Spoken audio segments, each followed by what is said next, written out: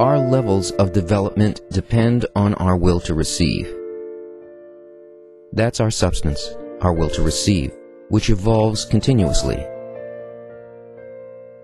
However, the development of the will to receive is gradual. First, it evolves into physical desires, focusing on what the body needs. Even if people live alone, they would still want food, sex, family, and home. This is what their bodies need. So these physical desires were the first to develop during the early generations of humanity. Then came the need for wealth and money. The will to receive kept growing. Following the desire for money came the desire for honor and power. Now we see that many more people began to evolve. Those who had been focused on physical desires moved on to desires for wealth. Those with desires for wealth went on to seek honor and power.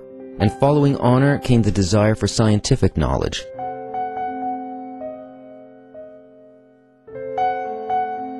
From the Middle Ages onward, and especially since the time of the Renaissance, in our times, a desire for spirituality has begun to awaken. Every time people come into this world, they come with a greater will to receive, and with a greater ego behind that will. That's why all the teachings must be concealed, so people don't misuse them. When does the will to receive spirituality appear? After the person has completely despaired of his own development at previous levels, and has reached a state where it seems there's nothing in this world that will fulfill him. Only then does he ask, what is the purpose of my life? Why do I exist?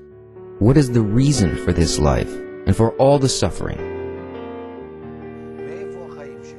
These questions will lead a person to question his origin. Where is my life from?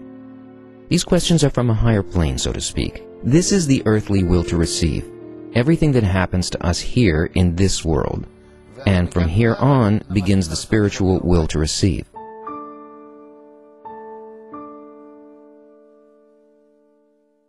Now the seeker begins to ask about things beyond this world, about the reasons beyond those in this world. At this point, it is time for the wisdom of Kabbalah to be revealed. Why? Because Kabbalah will answer those questions, and when its wisdom is revealed, revelation will improve us, support us, and correct us. Once we are corrected, we will be protected against our egos, and we won't harm ourselves. We will also understand how reality is constructed and understand the upper world.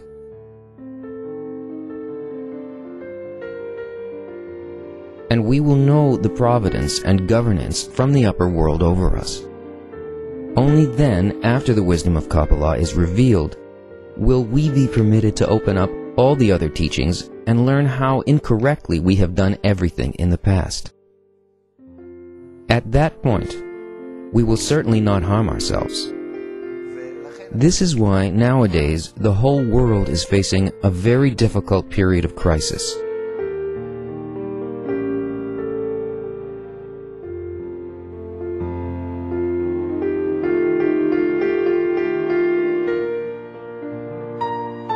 In the past, whenever there was a crisis, it would be replaced by another crisis. If there was an economic crisis, it was replaced by a spiritual one. If it wasn't a spiritual crisis, then it turned into a cultural one. And if not cultural, then technological. They somehow kept replacing one another. And thus humanity went on evolving. But today, we've reached a point where no matter what kind of experts we talk to, philosophers, physicists, humanists, scientists, sociologists, all have come to a screeching halt in their development. They're completely lacking in the ability to envision the right path to follow. They're unable to see or understand, and they feel unable to develop further. At this point, say the Kabbalists, and only at this point, must the wisdom of Kabbalah be revealed because it provides the answers these experts are seeking. In other words, Now there is a lack, and the wisdom of Kabbalah is revealed according to that lack. Thus today it is time for it to be revealed. What is the need for its disclosure, and what does it do? In that regard, Bala Salam wrote the following in the article The Essence of the Wisdom of Kabbalah. What does the wisdom revolve around?